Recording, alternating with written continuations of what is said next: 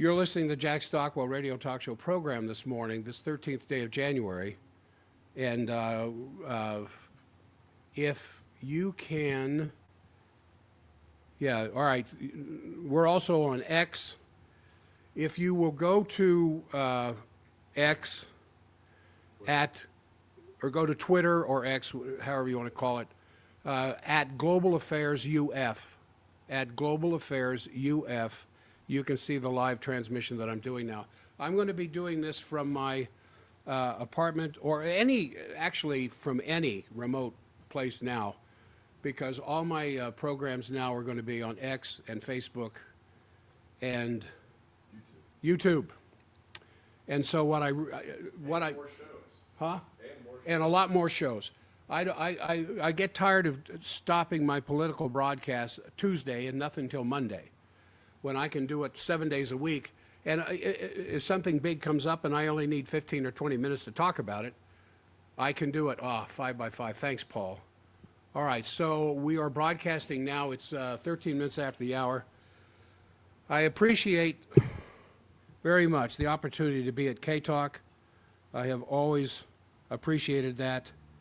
But I'm moving to simulcast, live vlogging, live video broadcast. I will be on YouTube and Twitter and Facebook.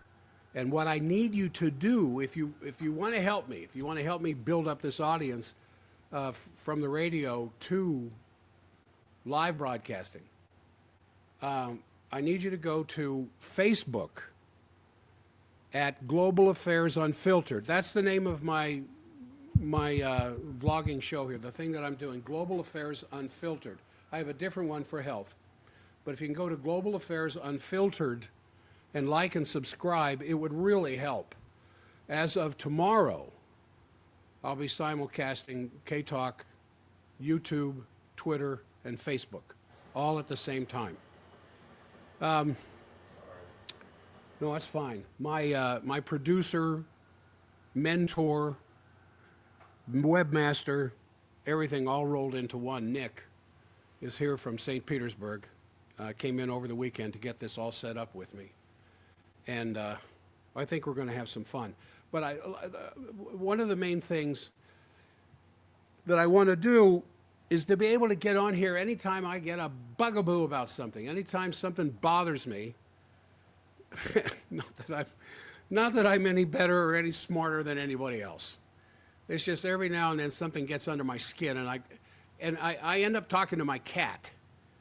And I want a bigger audience than Lucy, that I can just get on here. Now, there are times when it will be live, but if you can't catch the live, you can always go into X later on, and as of tomorrow, YouTube and Facebook, and catch a recording of it. The ones that are timed live, like this one, obviously, Monday, Tuesday, Wednesday at 7 a.m. Mountain Time, will always be live shows. I may slip in some more live shows later in the week at different times, I don't know, but it just, maybe even a Saturday morning program to catch up on as a kind of a analysis of what's happened during the week. I just walk the floor sometimes because I talk to Hannah and Trudy, my crew, and they get a little tired of what I have to say all the time. So anyway, let's, I think we can get moving along here and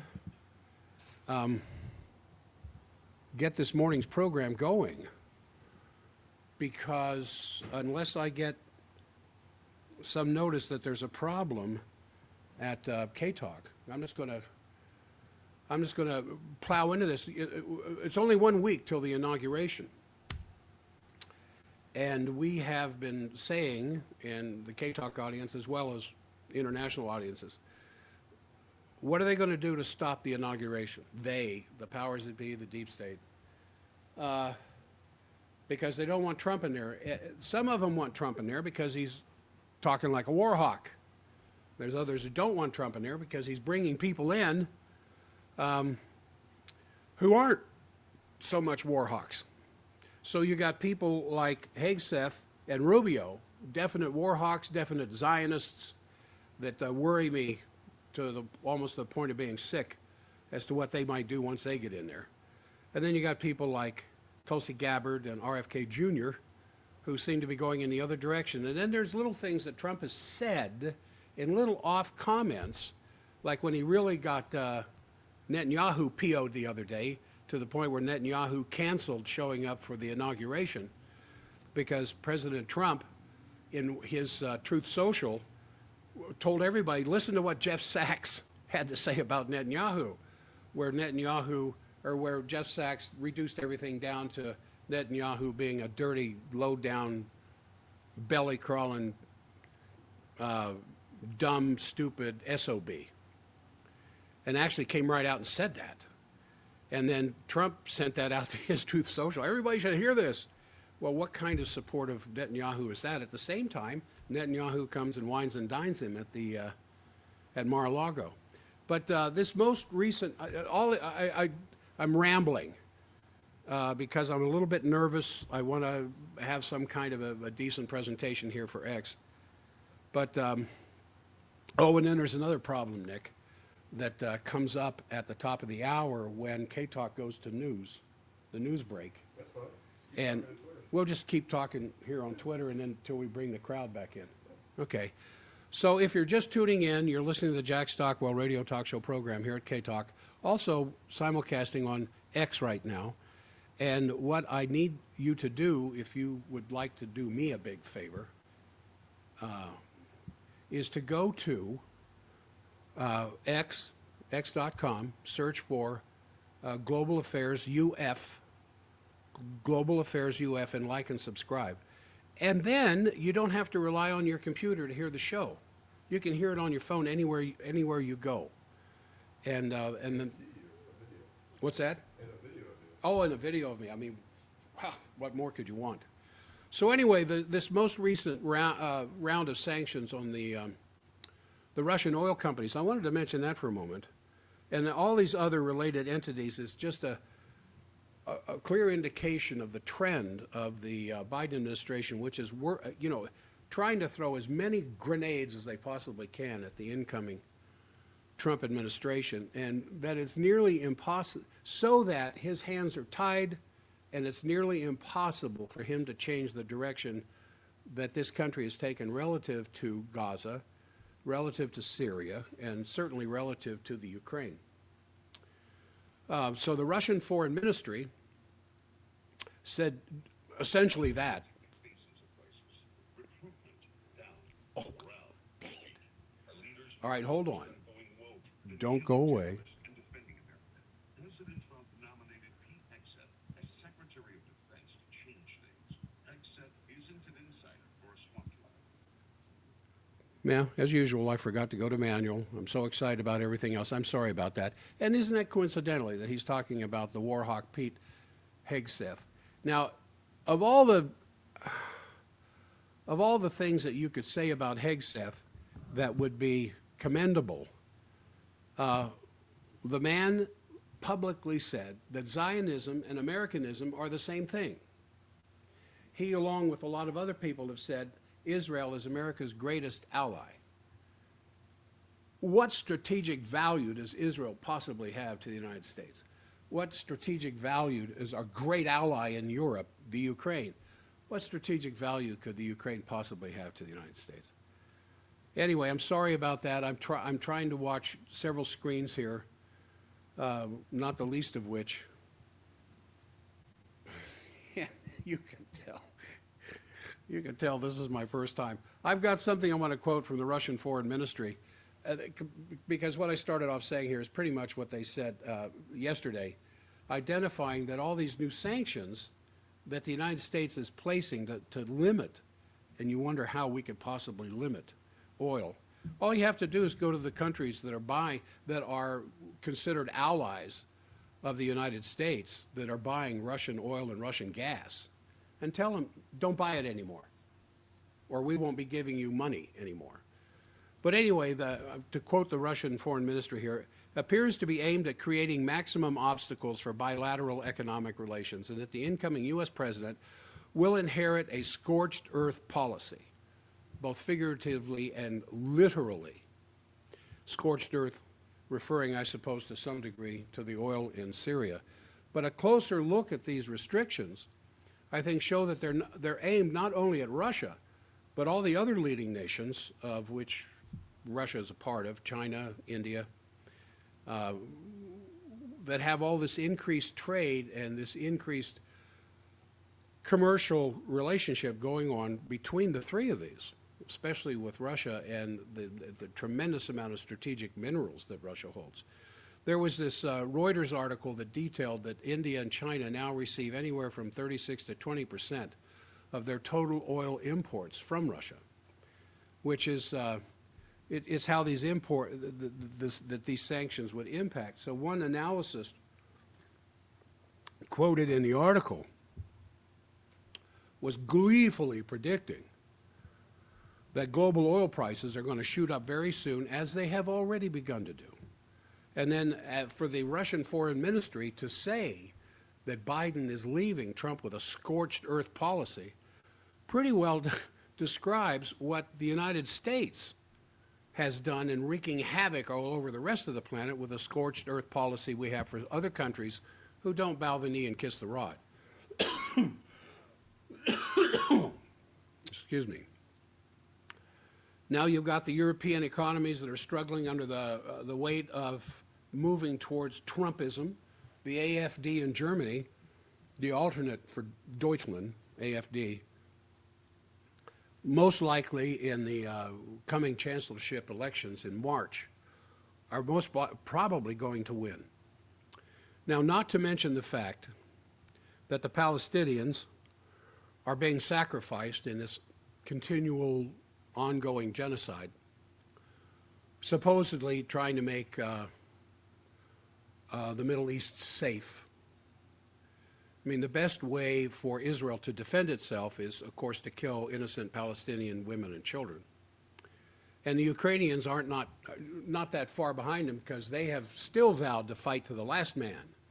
And now that they're lowering the conscription age to 18, see, that I've said that on this program before. One of the reasons why I do this is, in my little way, trying to get to a point where I don't have to worry about my grandsons being drafted. And even though Hegseth said that one of his primary missions as Secretary of Defense is to get women off of the battle front line, what about the boys who end up in wars we should not be involved in? So sane leadership is what is being called for right now. And, you know, despite the fact that Europe is trying to Trump-proof the EU, Trump-proof NATO, and while Israel and the UK and the United States have opened up new fronts in Yemen against the Houthis, and Trump has already indicated he wants to pull back with the war in Ukraine, it's got the powers that be very upset and very worried about this, which is one of the reasons why Putin said he would rather have Biden as president than Trump, because at least Biden is predictable. So when you have somebody like Trump sitting on top of the powerful army that we have in an unpredictable condition, it's got some of these people a little bit worried about it. So I want to, interesting, this interview, this Oliver Stone interview with Tucker Carlson. And Oliver Stone and this, I may play a little clip from Peter Kuznick's interview with Tucker Carlson that came out here just 3 days ago, but already has 2.8 million views. And this nearly 2-hour interview that took place, recorded, I think it was in December of last year, 2.5 million views on X, 5.5 million views on Rumble, almost 400,000 views on YouTube, as more and more people are becoming aware of what's really going on behind the scenes. So Stone, Oliver Stone, who in recent years has been constrained by this post 9/11 shift in Hollywood toward ever greater control over writing and producing propaganda products, of one sort or another for the money-making war imperialist military-industrial complex, has put out a series of documentaries and getting a lot of pressure from Hollywood about it. Ukraine on Fire, the Putin interviews, JFK Revisited, Through the Looking Glass, revealing Ukraine, and then this January 10th interview with Carlson. Probably the first time many Americans, first time many English-speaking people around the planet will be exposed to the kinds of challenging statements that are being made that challenge the status quo's formations and analysis of world events. So Kuznick and Stone together, this 10-part documentary series you might want to watch, The Untold History of the United States. More importantly, since Oliver Stone has spent much more time with Vladimir Putin than any other American, and Tucker Carlson, one of the closest supporters of President-elect Trump, conducted that exclusive interview. Boy, it was about a year ago. I think it was February of last year with Putin. This 2-hour exchange that took place between Carlson and Kuznick and Stone, probably the best informed evaluation of what Putin is currently thinking about the present circumstances that the American audience is likely to encounter, which is obviously completely opposed to what the U.S. State Department is saying. So during this Stone-Kuznick interview, there was Stone recalled that during his 2015-2017 interviews with Vladimir Putin, he introduced the Russian president to Kubrick's Dr. Strangelove.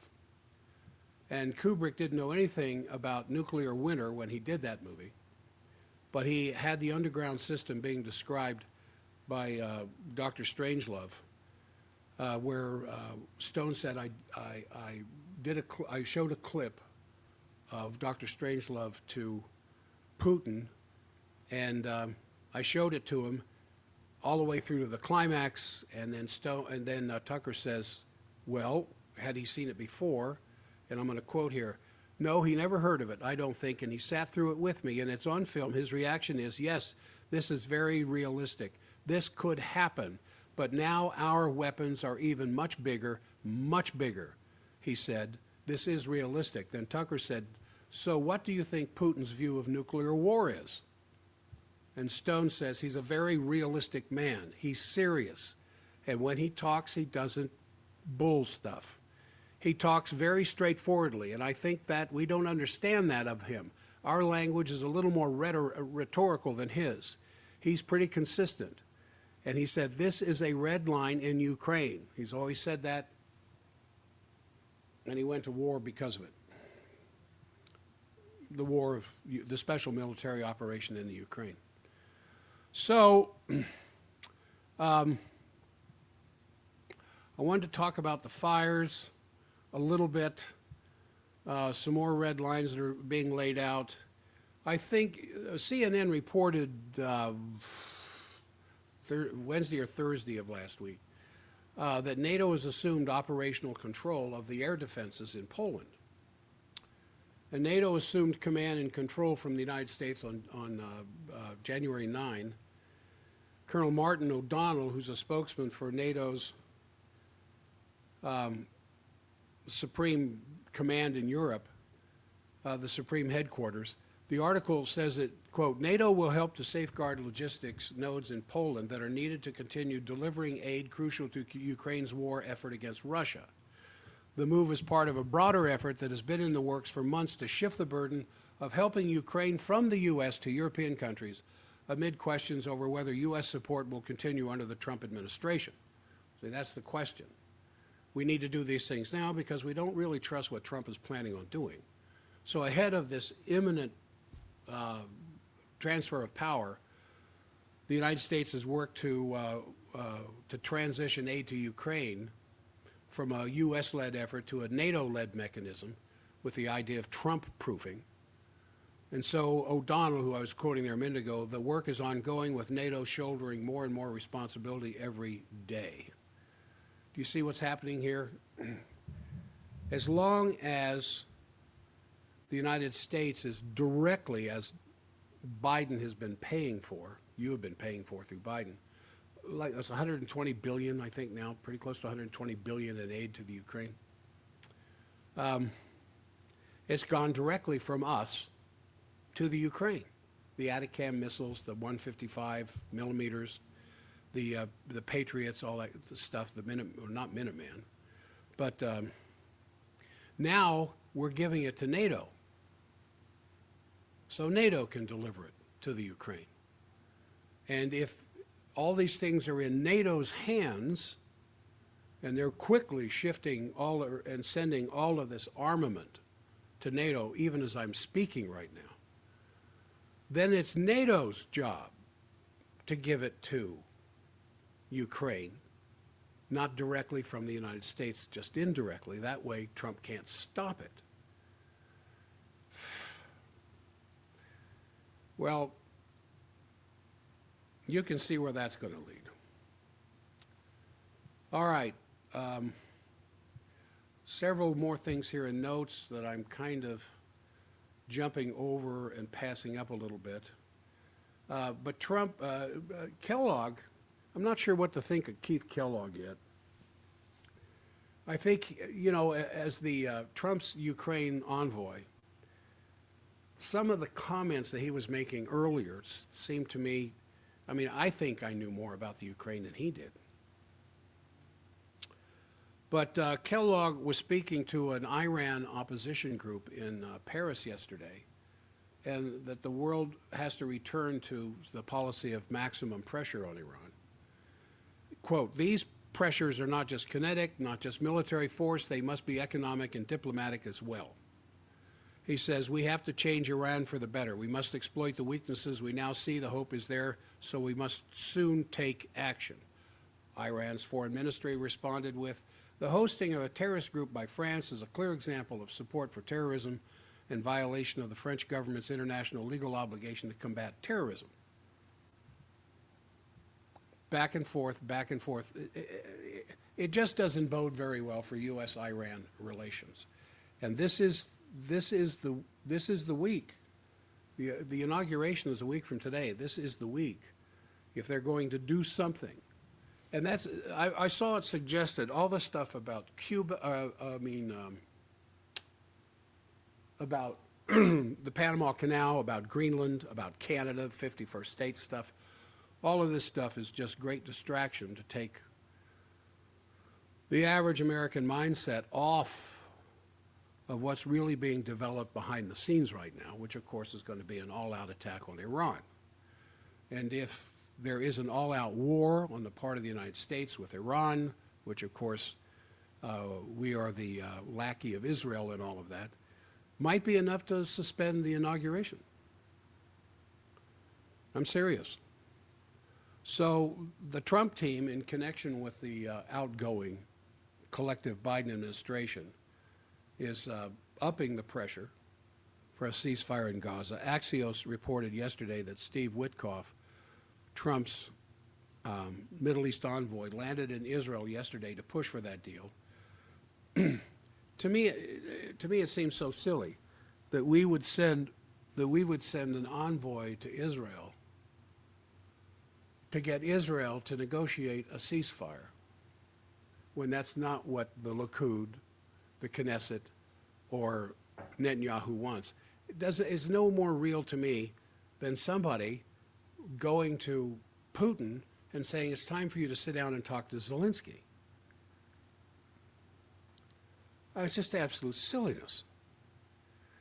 But Witkoff, who is the envoy there, met with Netanyahu and stressed Trump's desire for this before his administration takes over. But Witkoff declined to make any public statements after he had met with Netanyahu. So now, as we approach, as I was saying, the second inauguration of Donald Trump, it's clear that we've got this, these psychos, the psychotic faction in this so-called rules-based order that's trying to do everything possible to further fan the flames of war and genocide worldwide. It's not just, the genocide isn't just Gaza, and I don't want to take anything away from Gaza, but you've got essentially genocidal attitudes of the Ukrainian government against their 18-year-olds, sending them to a front line where, as Ritter or McGregor said, the life expectancy of any Ukrainian soldier reaching the front line with Russia is about 3 to 4, maybe 5 hours. That's how long they'll be alive before they're dead. That's genocidal. What's going on in the Sudan between the northern and lower halves of the country is genocidal. What's happening in Haiti is genocidal. And it's not that these things are slowing down any. The State Department is fanning the flames of all of this stuff. And an unmistakable metaphor of fanning the flames, of course, is what you see going on right now in California, which is burning itself down. And despite the fact that there are videos on YouTube, and I don't know how authentic they are, that shows 3 of the fires all started at the same time, and thinking Mother Nature would do that with lightning strikes, I know that's kind of hard to believe. And this process of just decades of negligence in the policy making is now to the point where these people simply don't know what to do. It was, in fact, intentional misdirection, I think, because of the inability to either comprehend or to accept a conception, something pioneered by LaRouche years ago, on the potential relative population density and what's involved with that. That if technology isn't there even with it, I mean, it's not technological process which is simply devoted for humanity. It's the technological progress that's actually the leading element of the self-development of people living in this biosphere. And it's a form of human nature for self-development. And when the government gets in the way of this, as you've seen in California for a number of years now, there's a painting which by Thomas Cole called The Course of Empire. And it's a series of paintings, but the last one features the destruction and self-destruction of the empire itself, which is the nature of empires. Now, America is not really an empire. I think it's a cute way of trying to avoid what happened to this country, that in the aftermath of the death of Franklin Roosevelt, who was holding the imperial forces back. Of all the bad things you can say about Roosevelt, there's a few good things, and I never hear anybody saying them. And one of which was that he put the reins on the British Empire, the Portuguese Empire, the Dutch Empire. But after his death, there was this resurgence of imperial interests using the dominance of America at the end of World War II to, with the development of the atomic bomb, to hold this over the heads of all these other nations to create the American hegemony that we have now. And the United States has been as much a captive of this as the other nations have been a captive of the United States. This outfit that Eisenhower was warning us about.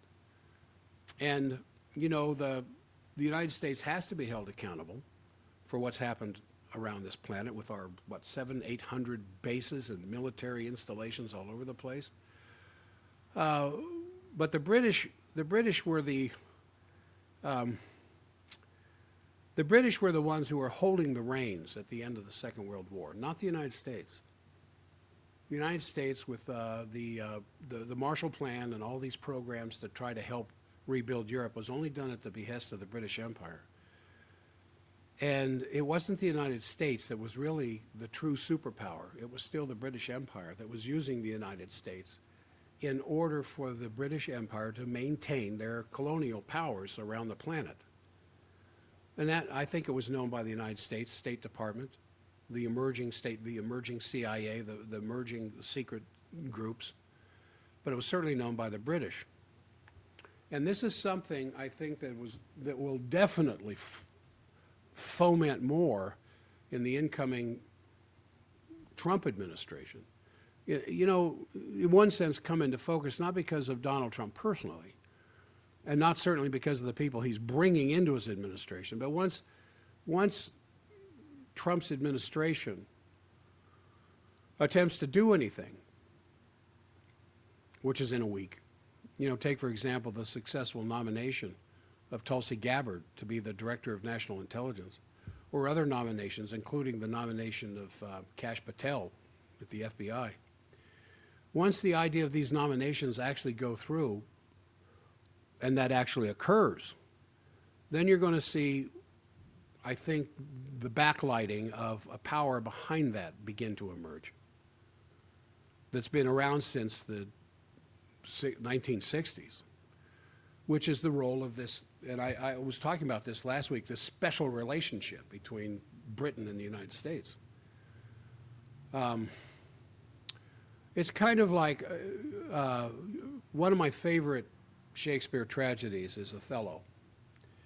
And one of the worst characters that ever showed up in any of the Shakespeare plays was Iago. And this relationship between Iago and Othello was, of course, the means of bringing Othello down. And I think that's the truth of the special relationship of the United States is Othello, and Britain is Iago. So what we know about the Trump administration is still a mystery. You can't rely on it. People are reacting, of course, to the president's recent press conference. All sorts of reactions are happening, but the American presidency is not a spectator sport. And I think what is clear to most Americans, and as we hold our nation dear to us, is a responsibility that we have to take upon ourselves, whether you're in the United States or somewhere else, to establish a community of principles among these nation states, which is what the BRICS thing offers. And so more on that, but there's a lot of other things I want to cover here. We've got 15 minutes before the hour. If you're just tuning in, you are, of course, listening to the Jack Stockwell radio talk show program at K-Talk, but also I am simulcasting on x.com at Global Affairs UF. If you would go there, but and tomorrow's show that I will be doing, political, of course, as well, will be streamed live at YouTube and X. And if you would go to YouTube and you have to go to Global Affairs Unfiltered at YouTube, at Global Affairs Unfiltered at YouTube. Like and subscribe.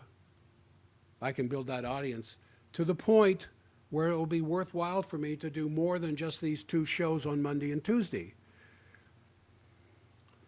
Outside of health questions that I get asked regularly in the clinic, in a clinical setting, is why don't you do more political shows? Well, I only wanted to do 2 shows when I got back on K-Talk again in 2018, 7 years ago, this May. And then I had to pick up an extra day because I was going to do a political show and then a health show. But I couldn't do just one political show in a week. I had to do 2 of them.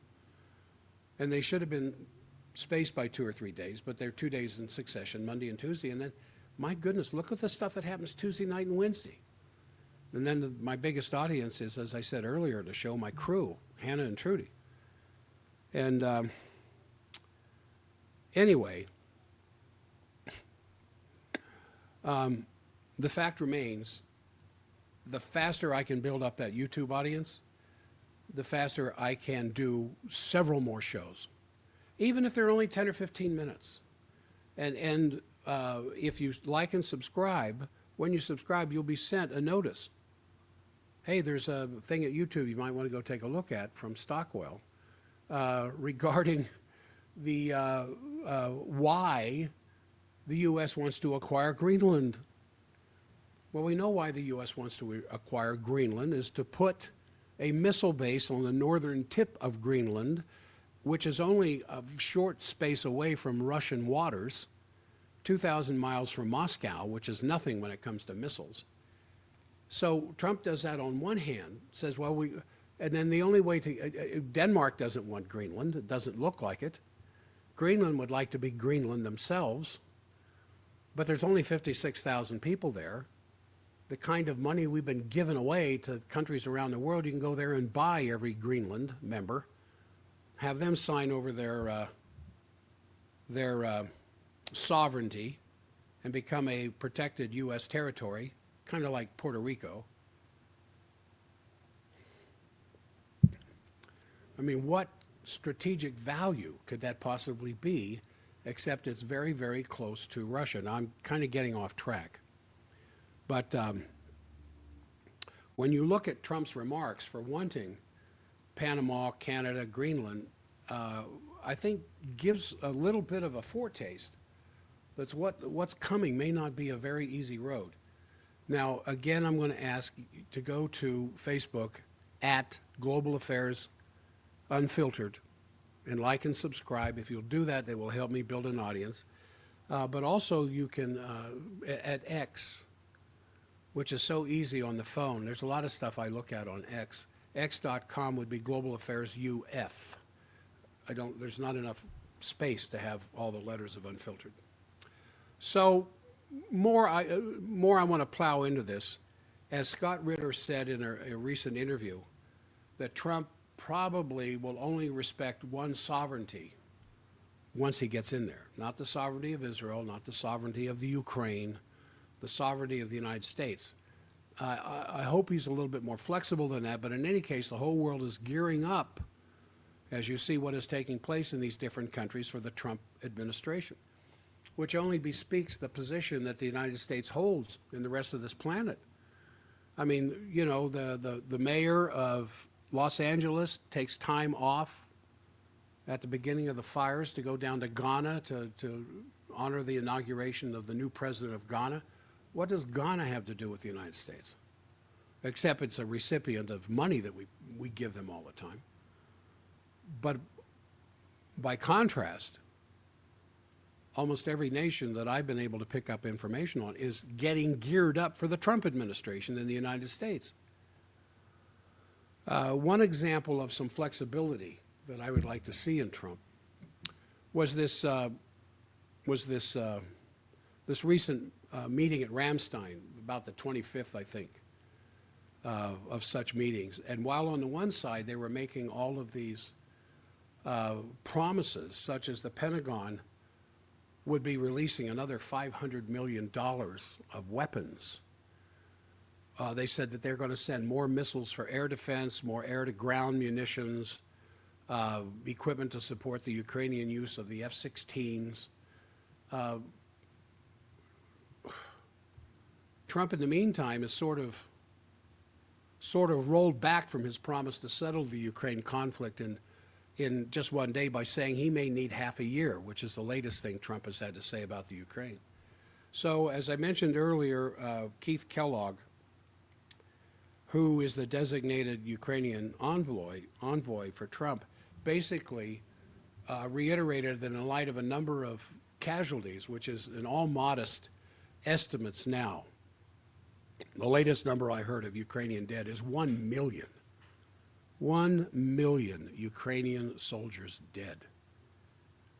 And it's also clear that the neocons are gearing up to put the utmost pressure on Trump, even if he's in office, by saying that Putin is not going to stop. Putin wants all of Ukraine, and then that's not going to satisfy his appetite. He wants to go on, which anybody who's had any time to talk to Putin, such as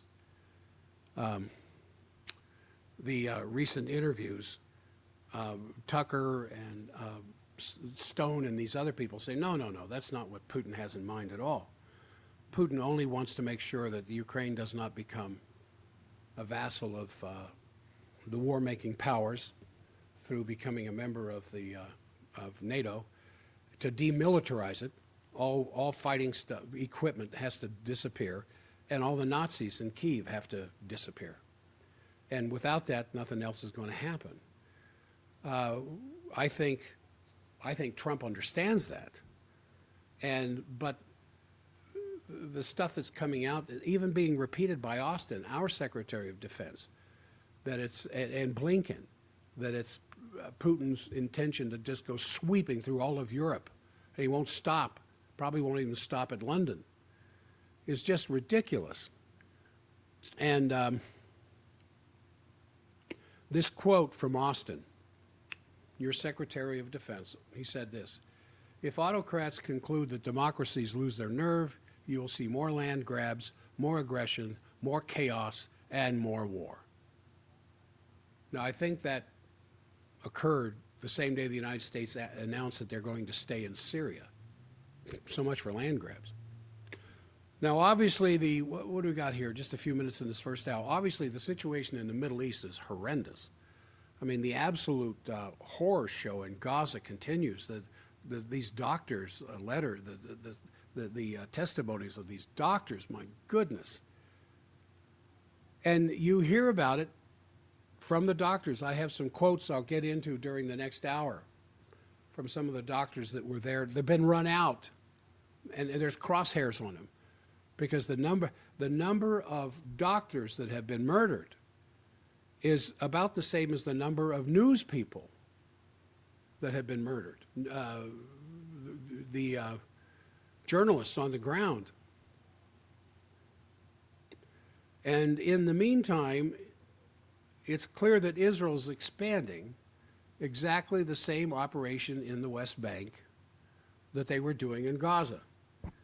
The Israeli Defense Minister, Katz, had a meeting with the IDF and asked them to prepare for full war preparations in the West Bank.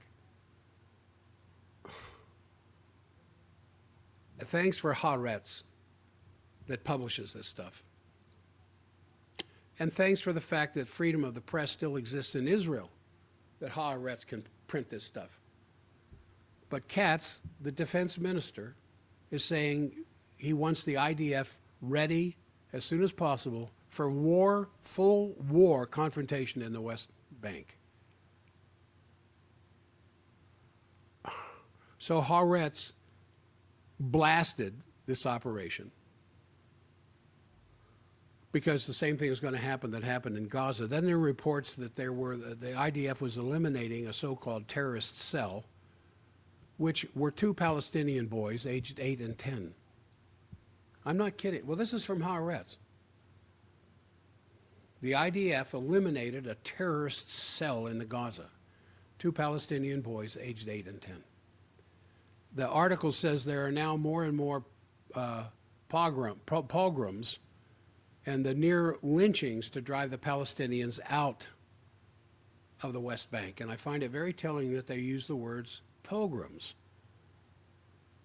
Or pogrom. Am I pronouncing that right? You know what the Russians did with the Jews and the pogroms in Russia. So, I don't like to represent myself as, well, I have to be honest. I don't know what to expect. I figured the closer we got to the inauguration, the clearer the truth of what you could expect from Trump was going to be would become just so increasingly obvious. But I don't know what Trump's going to do. I mean, you can only hope that he's going to try to contain or will contain what's going on. I find myself not in a position to say one way or another, but I hope that Scott Ritter is wrong on that point when he said there is no hope whatsoever left for the Palestinians. He just recently said that in an interview. No hope. And this is not what is the intention of the Palestinians, of course, although I was quoting those numbers last week, like 95% of those under the age of 18 in Gaza don't think they're going to live very long. 95% of them. I mean, I can only hope that Ritter, in his statement, and what Newsweek is reporting, with a grain of salt that's, the newspaper report, but one doesn't know exactly if that's really the full truth. But Newsweek reports the so-called list. Kash Patel, who's supposed to become the new FBI director, has drawn up a list of people of the so-called deep state. I think maybe you've seen that list. I don't know about lists. Anyway, he's drawn up this list who need to be investigated and possibly prosecuted. Now, just, you might be 100% in favor of Kash Patel getting in there. But before he is sustained, well, none of Trump's appointees can be confirmed or sustained until after Trump is president. But they're in there getting their interviews before the Senate Judicial Committee, the Military Armed Affairs Committee, the different ones. And Kash Patel comes out with his list.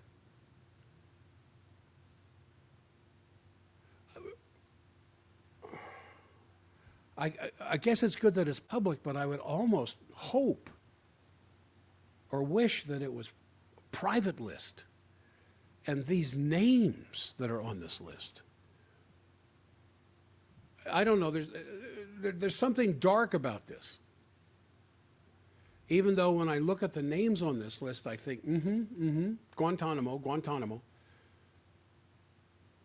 But it's just another power behind the need for the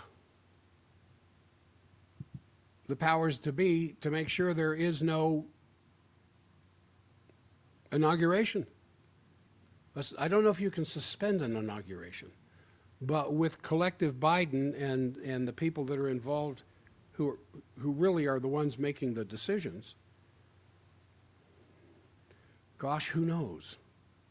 Anyway, we're going to go to break. I'll be right back after the break.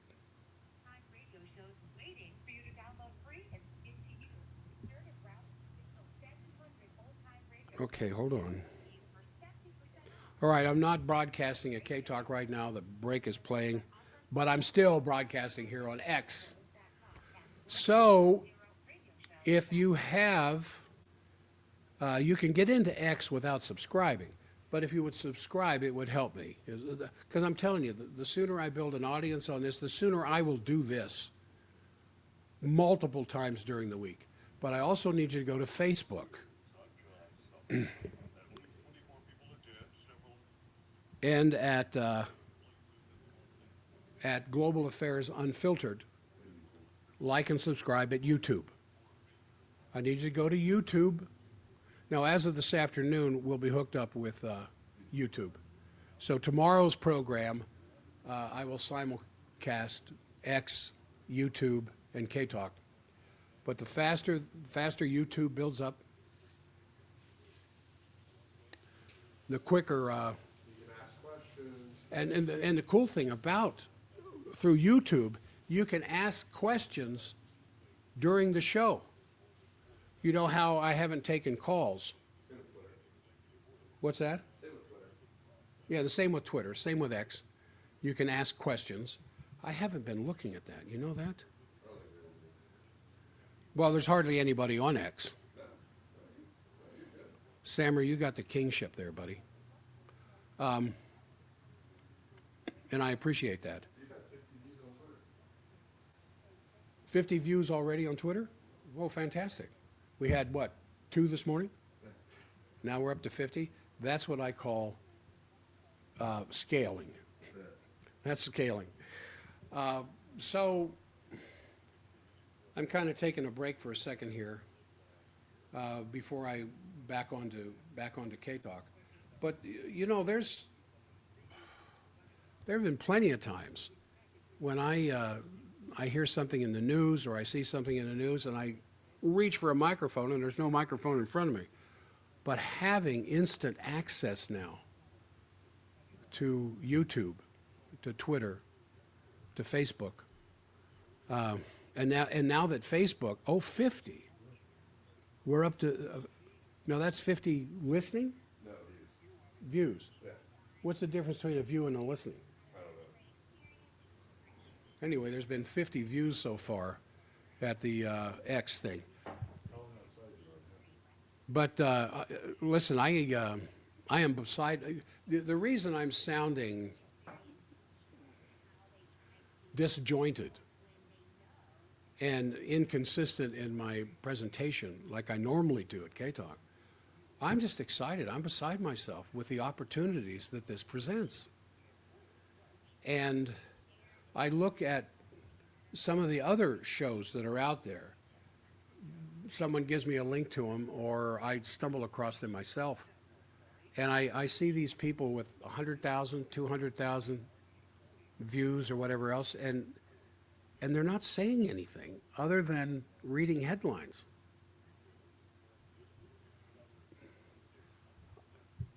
I want to get into this as deep as I can, as you know, in my history at K-Talk, trying to get to the why, not so much the what, but the why that these things are happening.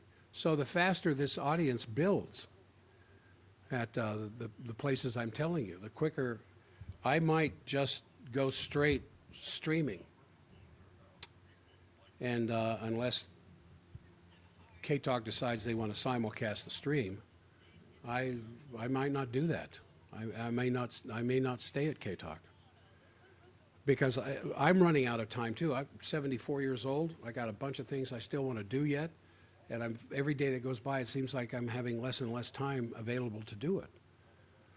So I am going to sound like a broken record, but before we get back on with the K-Talk broadcast, I want to say one more time, if you, friends, whatever, can refer this to others at Facebook, Global Affairs Unlimited. You go to facebook.com/@Global Affairs Unlimited, like and subscribe. Oh, Unfiltered, not Unlimited, excuse me. Global Affairs Unfiltered. It'll be the same thing at And why should they? Why the global? YouTube, the same thing at YouTube and Facebook. And then at X, Global Affairs UF. Why? Because I can give faster, quicker, more updated information instead of having to wait till the next Monday to try to catch things up. And there are things that pass from our mind that we forget about, that slips from our mind over the next 3 or 4 days after the last political broadcast that I do. World affairs, I should say, not political. And what am I trying to achieve here?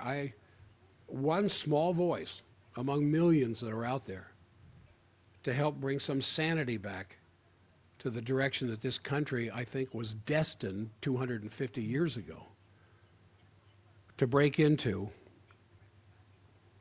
Oh, Mark, that's Global Affairs UF. It's one word, no spaces. So at x.com/Global Affairs UF, it's all one word. And the same thing at Facebook and at YouTube, Global Affairs Unfiltered.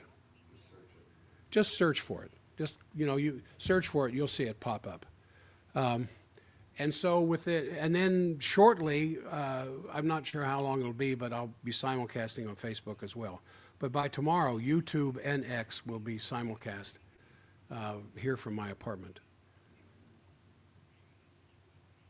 There we go. That's what I was waiting for. All right, now, welcome back to the K-Talk audience. I was talking to the X audience there during the break. I'll be back on tomorrow at K-Talk. But eventually, it may just be the stream. So for the K, if you, X that we're listening here, I'm going to repeat these things one more time for the K-Talk audience. If you're just tuning in, you're listening to the Jack Stockwell radio talk show program here at K-Talk, but I'm also simulcasting right now on Twitter, or X, x.com at Global Affairs UF, meaning unfiltered, but at X, there's not room for that many letters.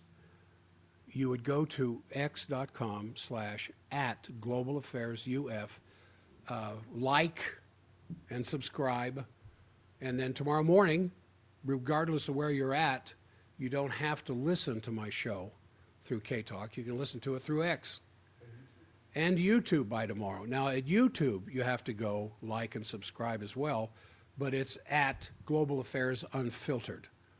Global Affairs Unfiltered. That would be for YouTube, for X, Global Affairs UF. And on the stream, you're able to show things, show videos. So on the stream, I'm going to be able to bring in videos. I'm going to be able to bring in guests. As soon as I get all the rough stuff worked out here and smoothed out, I will be able to do the things I wanted to do at K-Talk that I couldn't because there's no way to screen. And without screening, it's kind of, it's anything's possible to get on the air. And I appreciate the fact that K-Talk management allowed me to do I know that's seemed a little arrogant, a little pretentious, not to take calls. But I think you know why. And I've talked to patients in the clinic and asked them their opinion. Oh, no, don't take calls, just talk. So I deeply appreciate that. I want to get into this list now. I'm always, really? Dead air? Let me get back, dead air, apparently dead air at K-Talk. I don't know why there would be dead air. Oh. Now I know why there's dead air at K-Talk. Sorry. I'm going through, it's like going ahead and giving the keys to the car of a 16-year-old who has no training behind the wheel of a car. Just say, go out there, son, go out there, daughter, and do what you can. By the time the day's over with, if you haven't killed anybody or crashed the car, you might know how to drive it. But I've got expert advice here with me. My webmaster, producer, director, all rolled into one, who set up all this streaming stuff for me over the weekend. And it was much more complex and detailed than I ever imagined. What had to go through with the internal, external programming. Is here with me. In fact, he's here with me in my apartment right now. And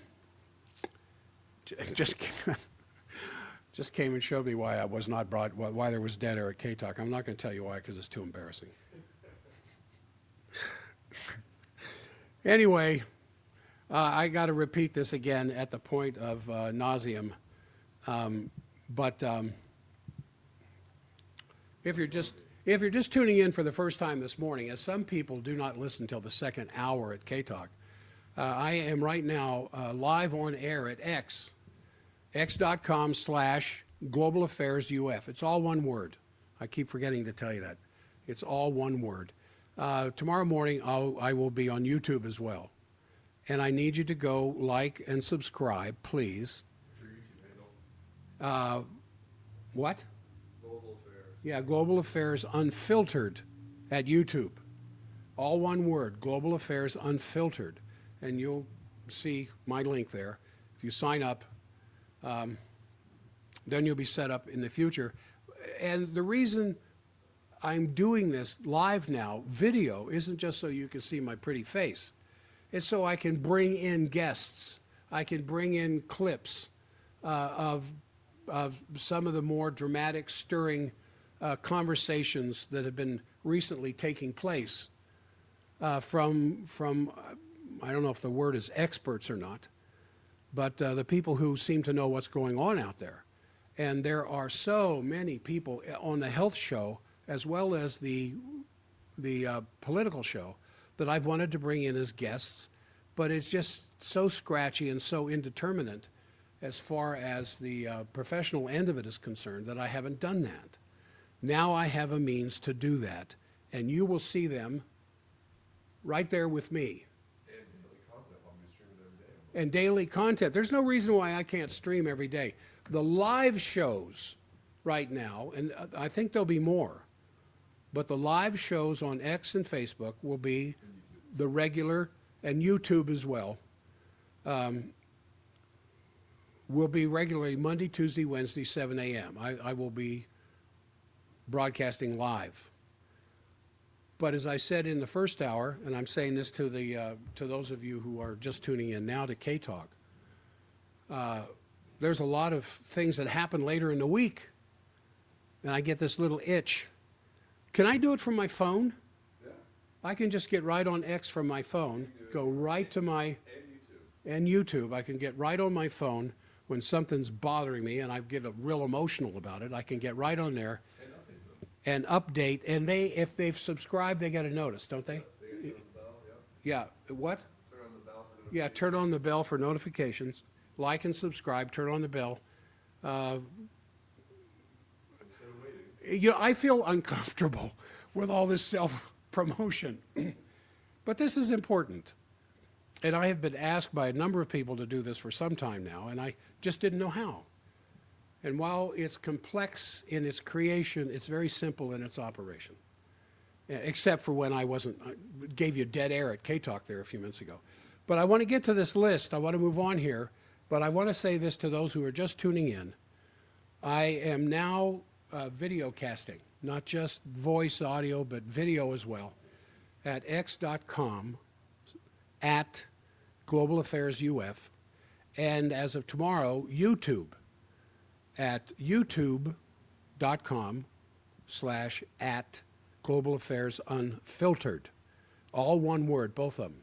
So, as I was saying there before the break, Kash Patel, who's supposed to become the new FBI director and probably will, has, I don't know though, once he's put together this list, and lists always bother me, because I learned when I was,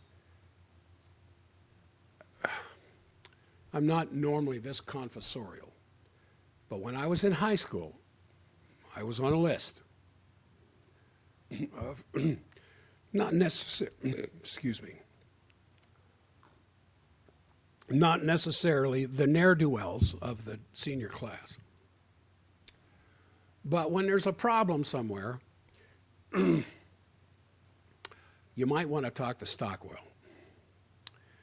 And since then, I've always hated lists. And I think where the government has had lists in the past, not necessarily hit lists, although that would be included, but there's just something about this that rubs me wrong.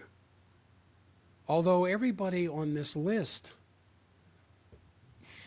probably needs to be investigated of their ne'er-do-well activities over the last 8 years, let alone the Biden administration. So I'm going to give you some of these names. Bill Barr, Attorney General under Trump. Now, these are people that Kash Patel says needs to be investigated, possibly prosecuted. When I see, I got several more names. I just need to edit it with this. When I see local news, and I see Sim Gill, who's the district attorney for Salt Lake County, and he says, well, these people are under current investigation. And I need to remember to do that when the light comes up, don't I? No? They're under investigation. Or even if you hear from the U.S. Attorney General's, the Attorney's Office in Salt Lake City, well, these people are currently being investigated. I don't know, that doesn't seem to bother me as much. Maybe because I'm more familiar with the situation and I think, yeah, they should be investigated. But when it's done on a national basis and then possibly prosecuted, Bill Barr, Attorney General under Trump, John Bolton, yeah, he needs to be. James Clapper, yeah, he needs to be. Hillary Clinton, yeah, she needs to be. James Comey, yes, he needs to be. Kamala Harris definitely needs to be. Gina Haspel, Fiona Hill, Robert Mueller, even though he pretty well exonerated Trump with the Russiagate thing, John Podesta, Samantha Power, Susan Rice, Jake Sullivan, Alexander Vindman. Remember him? He's the one that gave false evidence regarding the Russiagate thing with Trump. Christopher Wray. I've left out several. But I think there are 80 names that are named, 80 people in the list that are named.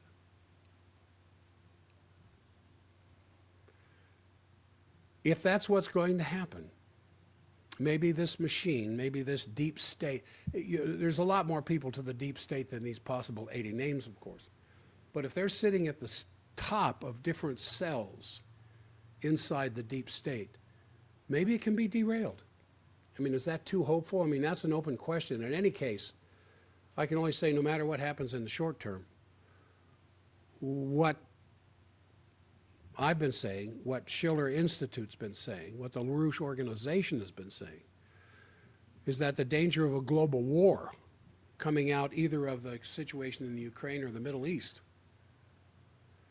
involving Iran, possibly involving nuclear weapons, or even escalation down the road not too far out involving China. I mean, the dangers can only be overcome if you can get rid of the cause of the war, cause for war. And the real reason for the war danger is the systemic changes that the countries of the global majority and policies coming out of the global north trying to resist this new economic order, trying to hold on to America's hegemony. And it's not just America, it's the West's hegemony, but I think the brains are sitting there at Chatham House in Washington, in London, and America is the military force, the soldiers of a mafia-type organization.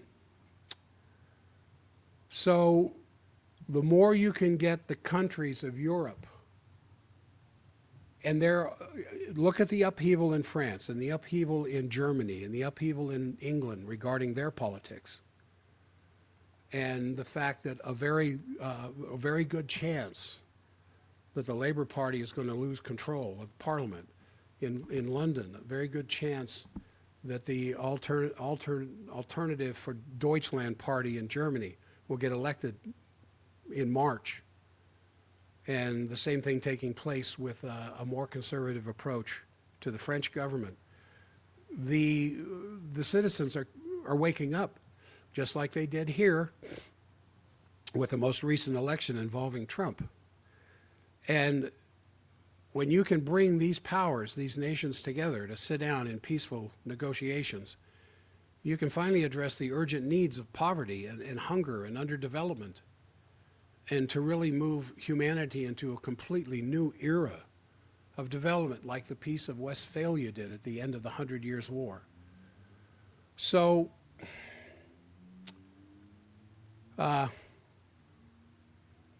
that's kind of what I'm holding out for. That's kind of where my hope is located. And that's where my prayers are centered. That it's not everlastingly too late. And that you kind of have to step back for a moment from the situation in which we find ourselves right now if we're going to solve these things. You know, for months we've been faced with an escalation of the two military actions that could lead to nuclear war being fueled by deliberate provocations. You have the NATO proxy war against Russia and Ukraine with Team Biden and these unelected Eurocrats and the NATO war hawks running the escalations over there. And then you have the radical Zionists running Israel, using an attack by Hamas as a justification for the murderous assault on the non-Israeli population in Palestine, in which what can legitimately be described as ethnic cleansing, or maybe a less polite term would be genocide. And so you're seeing all of these smoke and mirrors coming from some of the commentators, especially from the so-called realists schools, or people who believe in the balance of power. People are saying that you have to recognize Putin made a mistake by going into the Ukraine, and that the Muslim terrorists made a terrible mistake by provoking the reaction in Israel. And I mean, a term that I've heard Harley Schlanger use, ahistorical. It throws out history. And if you approach the world from that standpoint, there's no strategy for peace. I mean, the best that you can get is a temporary ceasefire, because you're missing the real picture and the real motives behind what's going on. And the real picture behind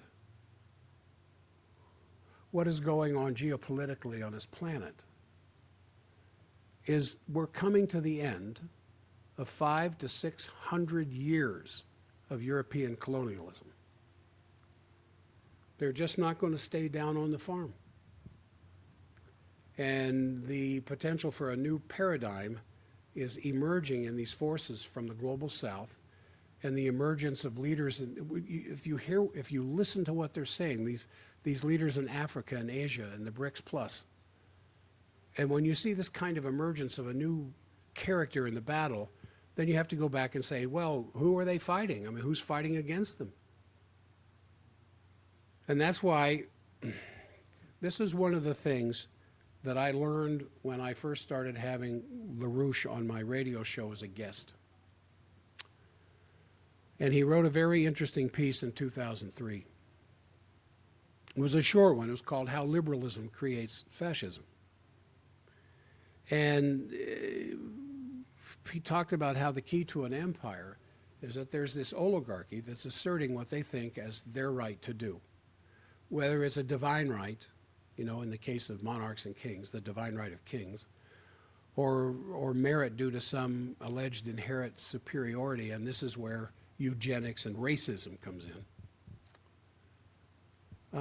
At the same time, it's this oligarchy that's making the rules. And whether you call it a rules-based order or you just call it a top-down empire, like American corporatism, it's an oligarchy, where a small group of people with vested private interests create this empire. And it's not exactly a U.S. empire, because most of the people in the United States would oppose that idea, just as you do, the K-Talk audience as well as this other audience that's developing. Anglo-American might be better if you're talking about London and Wall Street, or even transatlantic, but what we're looking at, as LaRouche identified in that paper in 2003, How Liberalism Creates Fascism, you have to look at the Anglo-Dutch liberal model, where in a sense the state or government has no sovereign power. The real power is in the hands of the oligarchy, which uses the state as their tool, which is what the corporate cartels of the military-industrial financial complex are doing today. I would say military-industrial financial congressional complex are doing today. They're irrespective of the Constitution, irrespective of their constituents' desires, wishes, and interests that elected them into this office. They are beholding to their donors. They are the donor class that's doing these things. And so you have this oligarchy in this country, as well as other countries, and some of the oligarchs in Europe are oligarchs here and vice versa, who through corporate control, through bank interest control, because as you know, the Federal Reserve is not federal and certainly not a reserve, private banking interests. Through all these things, they maintain their hegemony, they maintain their oligarchy. which is why the comments have been made from time to time. They don't care who gets elected president in the long run. They still maintain their power through control of bureaucracies. If you go back to the Venetian model and trace that through all the way up through the Anglo-Dutch, you see what you have is the existence of this ruling oligarchy, usually in families. And I first started talking about this over 20 years ago on K-Talk, when I began to understand it. So first you have these ruling families, extremely powerful, wealthy families, whose last names most of us have never even heard of. The names that you do hear, Soros, names like that, are the second level, because the first level do not want to be in the public. And they do not care who's elected prime minister, and they don't care who gets elected president, because they own them. And so you have this belief in monetary terms, because technological progress always seems to lead to population growth. And the oligarchy is hostile to the idea of a growing population, and they prefer depopulation, one of their obvious, even stated intentions. And there's different ways to depopulate depending on the level of technological knowledge that exists at one particular time. Before, it was just war. Crossbows, swords, face-to-face battle in the Crusades and whatever else. And that, of course, was over oligarchical control of the Middle East. The people who were fighting Christians against Islam and Islam against Christianity were the people on the ground who believed that's why they were there. The real power was control of the ground, control of land, control of money. And so when these super wealthy people, as the transition from one level of technological development increases to another, have different ways of controlling the population. Right now, our food in this country is poisoned to the degree that we are very quickly approaching a depopulation growth. That's a zero or negative population growth in this country, because what they have put into our foods, leading to mass sterility and to sickness and disease and early death, not just here but in other countries, but more here than other countries, because other countries are more hostile to that idea. Their parliamentary governments won't allow it. But depopulation is one of the intentions of these oligarchies, of the oligarchy. And there are other things that I could mention that you know very well, injectables, besides stuff that's being sprayed in the air, sprayed in the water, sprayed over the foods. And that's not just a subject for the health show, it's a subject for this as well. These oligarchs, and the reason I'm talking about this is the strength and power of these oligarchies. And one of their big tools, of course, is money. Whether it's usury or outright looting or slavery, these are the products of an imperial system that increases the wealth of those who are running the empire. And to do it, you have to have militarization. To maintain that kind of power and control and to hold on to the reins, you have to have militarization. You have to have a military of some force. And that's what the British learned, but the Venetians also learned that prior to the British Empire, is to get others to do the fighting for you. Divide and conquer. Get this particular religious group upset with this particular religious group. You put your instigators in there. You pay them well to make sure they do their job, to hate this group that hates this group and fight one another. Kill off the manpower between them through war. then move back in and subjugate the population even more. And then you hold them in your reins through austere financial control, which is still going on in sub-Saharan Africa. It's going on in Haiti. It's going on in several Central South American countries. You limit credit. That's what geopolitics is. It's not a science. It's certainly not based on how populations advance or decline.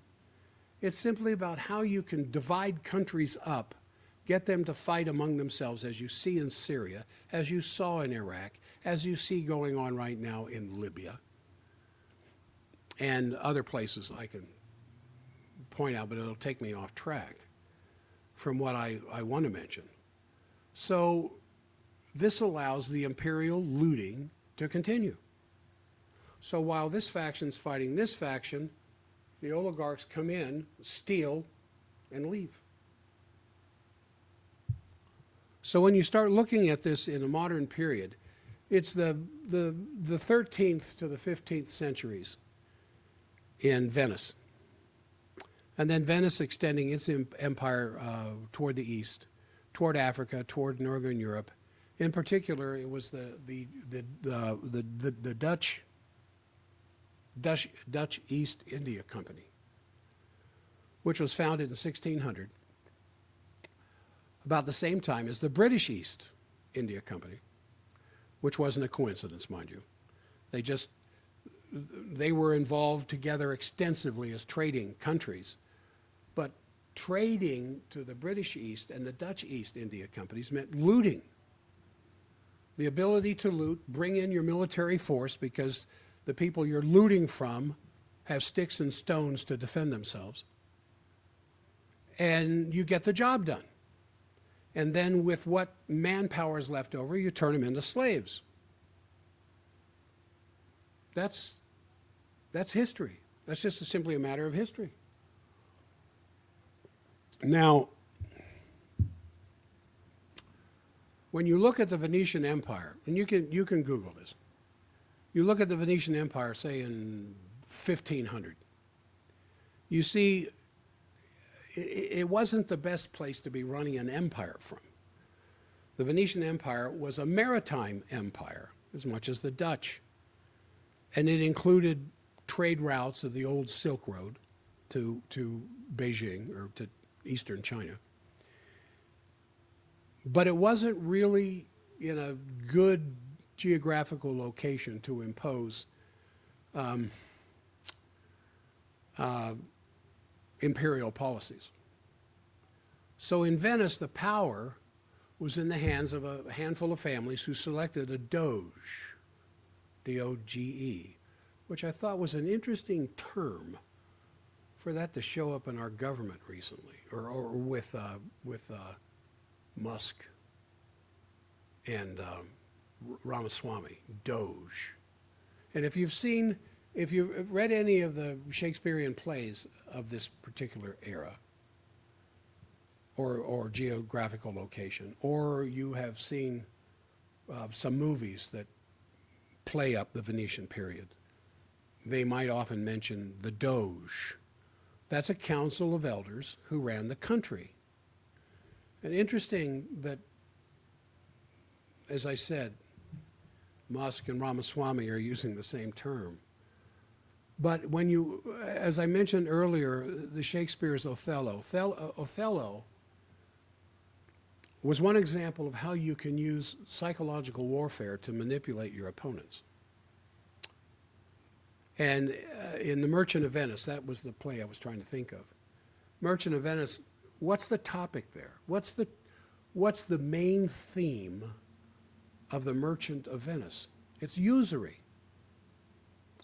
But more importantly, the mistreatment of people in order to continue the process of usury. And why was this important in Britain during Shakespeare's time that he brought this forward? Because it was at that period of time that the Venetian model was moving northward, because Venice just wasn't the place to run an empire, and they moved into Holland.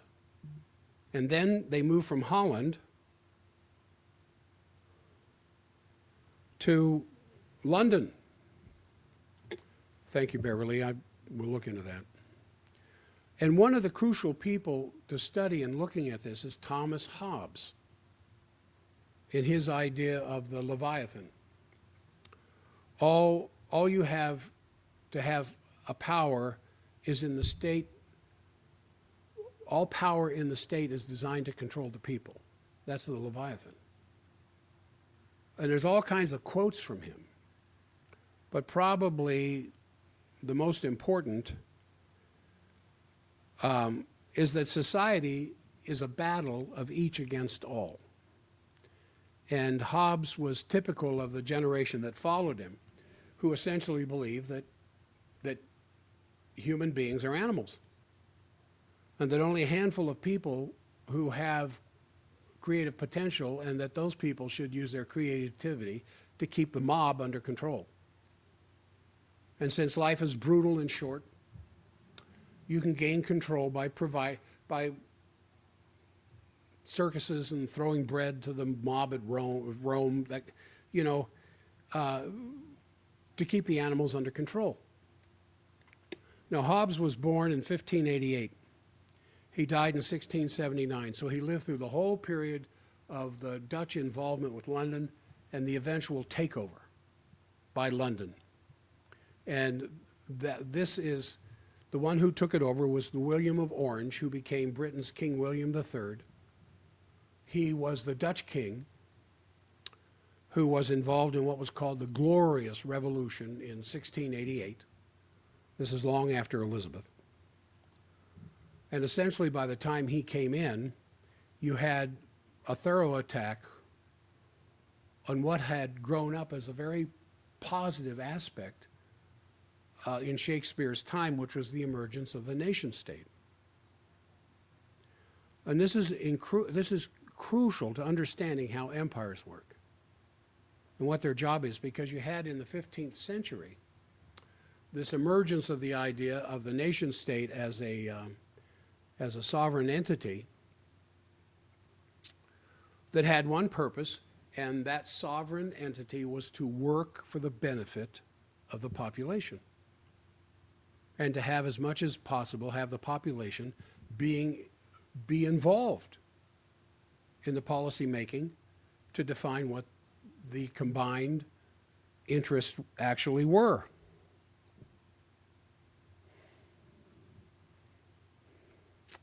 So this occurred simultaneously with the advance of the Renaissance and the development of the first nation state of Louis XI in France, and then Henry Tudor, Henry VII in England.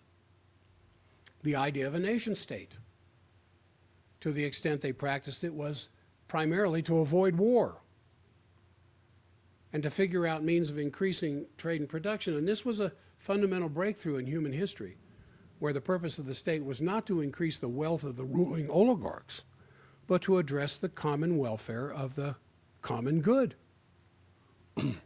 When you read some of the writings of our founders talking about these things, what Franklin had to say, especially what Hamilton had to say, and Paine, and Adams, and a lot of the writings that were being distributed throughout the colonies prior to the shot heard round the world at Lexington, playing up these concepts that came out of European thought when they were able to move towards a nation state before the oligarchy got back in and took it back over again. So Hobbes argued that there's no such thing as the common good, that in fact everybody has different tastes and different desires, and it's best to let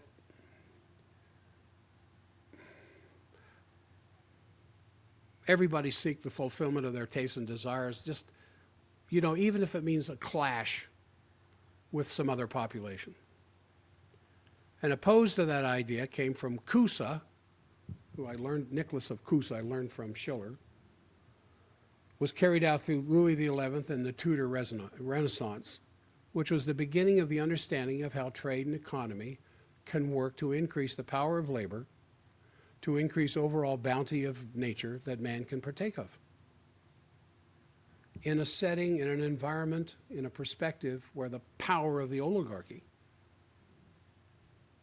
can't pervade into the deeper interests of the common good of all. And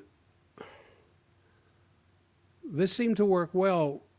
There was a battle between the remnants of the Tudor policy and the Stuarts and the Scottish aristocracy working with the French. And what came out of it was a consolidation of an imperial faction in England, and two of the most important people in that period of time was Parson Malthus and Adam Smith.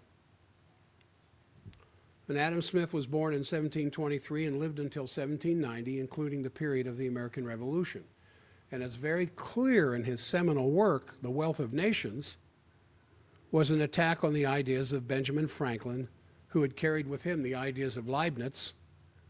Leibniz is a scientist, as a philosopher who believed in the inherent goodness of men, and the capability of man to improve society was a direct contrast with Hobbes and John Locke and others. And Smith's Wealth of Nations argues that essentially only through completely free market policies can you have an economic system that works. And so there's a lot of back and forth on this, because there are those who still believe today only free market policies can save America, which is absolute nonsense. It's free market policies that's got us to where we are right now. And there's a little, so they're saying, their argument is, well, we want globalization. We don't want any tariffs. We want the ability to have international trading system. But that hasn't worked well, so we've got some work to do on it. So essentially Adam Smith was attacking Franklin's idea that was later realized through the Federalist Papers and the discussions around the Constitutional Convention of the United States, the founding of the statements that government does play a role and has to play a role to keep these hegemonic traders from reestablish their slave trade and their slave market economies in the name of free market, that they, through the power of their control of currency and the armies that obey, that they pay for, maintain their hegemonic oligarchy over the populations. Now, what do I got, about 15 minutes? I could go further into this. I might save some of this for tomorrow. And Thursday and Friday. And Thursday and Friday and Saturday and Sunday. Because there's never enough time to get all this done. But who's running the government? Who, here we have a week till the inauguration, but who's running the government? And so this is going to be one of the key issues. Now, I gave you this governmental little snippet stuff there. Most of what I get from the LaRouche organization and lately from Harley, that helps to put these historical perspectives in context in my understanding of history. But this is going to be one of the key issues in dealing with the whole economic mess that Biden has left in the hands of Donald Trump, because there's a lot of back and forth over whether government itself is the problem. No, it isn't. It's the people who are running it that's the problem, and the banks. We have a pretty good form of government in this country. But as Franklin said, you have a republic if you can keep it. And I think it was Jefferson that made some comment that the morality of government is no greater than the expression of the morality of the people that are governed. So who's running the government? Well, Hobbes obviously said that the government should be in the hands of the aristocrats because they know better and have more to lose if it's not run properly. That's the Venetian model. But the founding fathers said it should be determined through representative government, in which people, through debate, through working through the questions of the time, make the determination of what actually is the general welfare for the majority of the population and how to achieve it. Now, you know that there in the preamble to the Constitution, it talks about promoting the general welfare. Well, welfare, when it was written at the end of the 18th century there, isn't the same meaning as welfare today. Welfare there just meant the common good, that it's the responsibility of government to promote not welfare in the sense of giveaway policies, but in the sense of what is government's responsibility in advancing and fomenting the common good of all. Now, I mentioned Malthus at the same time Adam Smith was writing his stuff.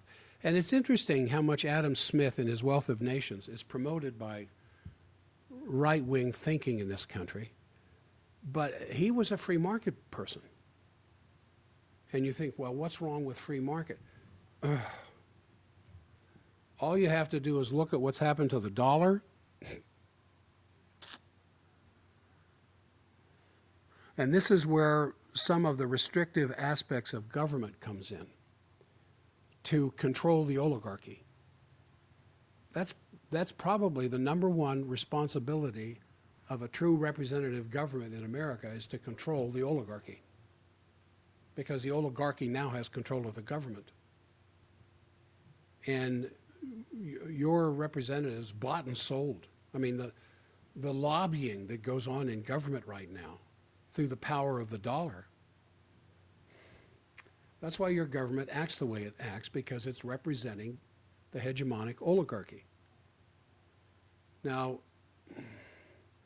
Malthus was an important figure because he put forward the argument of, we need to reduce the population. There's too many people. And his population theory was population grows geometrically. Food production grows only arithmetically. Therefore, the population will constantly outstrip the capability of nature to provide for man, which is horrible.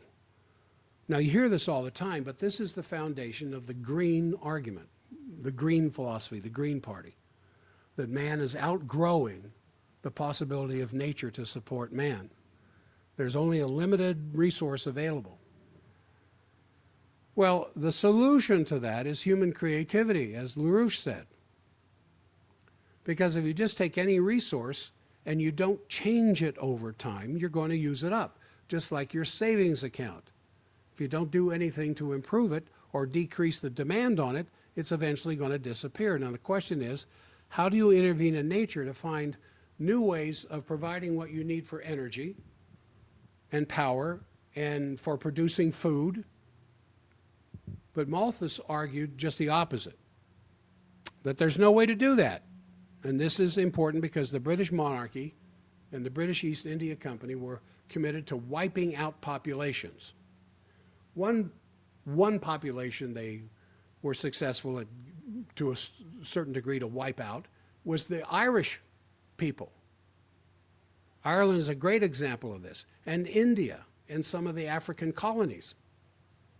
And to have just all, what you want in the population is just enough people left to mine the coal, or to grow the wheat, or to take care of the gold, or whatever raw materials. Make sure that they have the means to get them to the ports so that they can be shipped off to London. And so at the heart of the imperial system is the idea that human beings have limitations, and that these limitations require us to occasionally cull the herd, as it was put more recently by some people, to just human culling. And this shows the British Empire in 1815. You know, most people think of the peak of the British Empire in the 18th century when, of course, North America was part of the British Empire. But as you know, it was much more limited than that. It wasn't that huge, but when you look at the British Empire in the 1920s, the expansion, the continued attempt to control the global south, to control the resources with all that cheap labor, that's what the British Empire was about. Now, the British Empire likes to blow their horn over how they were the first ones to get rid of slavery. Well, there's different forms of slavery. Not all of them require shackles and a foreman or master out there in the plantation cracking the whip over the cotton pickers. You're a slave today. You're a slave to the tax system in this country. Some of you know that and understand that. There's different forms of slavery. And so when you look at the British Empire in the 18th, 19th century and continuing into the present, it's evolved, it's changed. But it's the same principles of usury, of depopulation, of racism, of divide and conquer to get the resources of these countries that are still fighting to maintain them for their own sovereign use. And that's the theory of geopolitics. It's how do you control the population? How do you control nations? And part of the key to it is that there is no sovereignty. Nations have no right to act on behalf of the general welfare of the population. This was a big issue in the Constitutional Convention in Philadelphia. What is the government's responsibility relative to its own people? How do you promote the general welfare? Well, does this empire that I'm talking about still exist today? Well, there's King Charles. And if you say to him at his coronation, wearing a crown that was clownish, obviously too big, and a uniform dating back somewhere into the 1700s, and you realize that these rites, R-I-T-E-S, these rituals still exist and are used in a sense to separate the elite as they see themselves from the hoi polloi, the general population. And almost as powerful as King Charles himself, although Charles is the peer of all peers, is the Lord Mayor of the City of London. And when Charles was crowned, after the official government coronation, he had to go to the City of London for a ceremony where they officially accept him as the king. And so the City of London is a sovereign area inside the actual town of London. We've talked about that many times. And the country of Britain itself, but its tentacles reach all over the world through its control over banking. I have been to the Bank of England, and the City of London itself, not London town, but the City of London is about a 1 square mile area on the Thames, on the north side of the Thames. The Bank of England has a very interesting wall structure that surrounds it. And that's in the center of the City of London. Now, London proper, and when people speak of London, they're speaking of London proper, is, I don't know, a few hundred square miles or so. Camden, Kensington, all that kind of, all the different cities that make up London proper. Well, when you're talking about the City of London, this is where you find MI6. MI6, British intelligence, what are the Five Eyes, have an enormous influence on what's going on inside the United States. And what are the policies of the United States? And it's from the supporters of this special relationship, I just get sick every time I say that you hear the most blatant, vicious comments right now against some of Trump's appointees. Tulsi Gabbard, Kash Patel. I don't hear nearly the nasty, brutish comments against Marco Rubio or Waltz or Hegseth coming out of British press that I hear against Gabbard and Patel. I haven't heard much at all about Kennedy anymore. Because, and especially against Trump, Because the City of London, during the first Trump administration, the Lords of the House of Lords issued this paper saying that if Trump were to be reelected, that is, if he had been reelected in 2020, it would have ended the special relationship between the two countries. And their goal is to use the special relationship to keep the United States as a powerful force defending the imperial interests of the City of London and the British corporate cartels, because right now, the active fighting force of the British Army would not fill an NFL stadium. So they need a bigger army. And that's our role. And so the special relationship isn't this lovey-dovey thing between the City of London and Washington. It's the Malthus idea and the Hobbesian idea of divide and conquer and control through economic means, through warfare where necessary, what you're seeing going on in Syria right now, which will eventually theoretically end in complete control of the oil and gas, even though the United States is sitting on the biggest deposit there. We're a tool in the special relationship with the British Empire, which, as I said in the example of the coronation of King Charles, the fact that these rites, these rituals still exist, with the idea that there is an elite aspect among the family of man that has control over the rest of us, to the extent we will let that happen. So when you see the kinds of arguments that were going on between Vice President Harris and Trump after Biden stepped out, is really meaningless outside of fueling up their party to make sure they got elected. Because in the long run, it's what the oligarchs want. The oligarchs have dumped a lot of money into, oh my gosh, are we out of time? The oligarchs have dumped a lot of money into the Trump campaign to make sure Trump does what the oligarchs want. So I've said all of that I've said over the last 2 hours for this next week and what's going to happen prior to the inauguration next Monday, 1 week away, and what they're going to do to try to upset this dynamo that I think is perfectly represented with Kash Patel and Tulsi Gabbard. We're going to, that's it for the show. I have to end this in a second. This will be at X, and I think by tomorrow it will be on Facebook in a recorded, disjointed job I've done. You keep your wits about you. I'll be back to pick up this theme tomorrow for sure.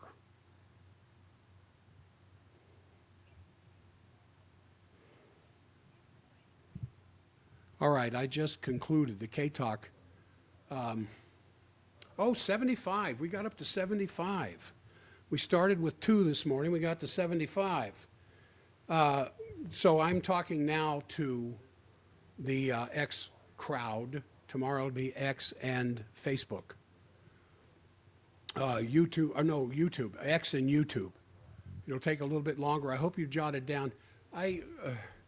Every time I've watched some YouTube video, and they're always saying, please like and subscribe if you've, and I always found that annoying, and here I am doing it. If you liked what I did today and you think others can be benefited by this, you might share it with them. They would go to x.com/@worldaffairsuf. And also, because it'll be simulcasted at YouTube, that might be the easiest thing. You go to youtube.com/@worldaffairs_unfiltered. And I'll be back on by tomorrow morning. But that's great. We went from 2 to 75. What kind of an interest increase is that? All right, guys, I am going to end this. It's recorded. It will be at X. I don't know how soon, but it'll be at X. And I had fun. A little disjointed at first, but I think we got some of the problems worked out. This is not recorded at K-Talk, but it will be. It is recorded at X. And I will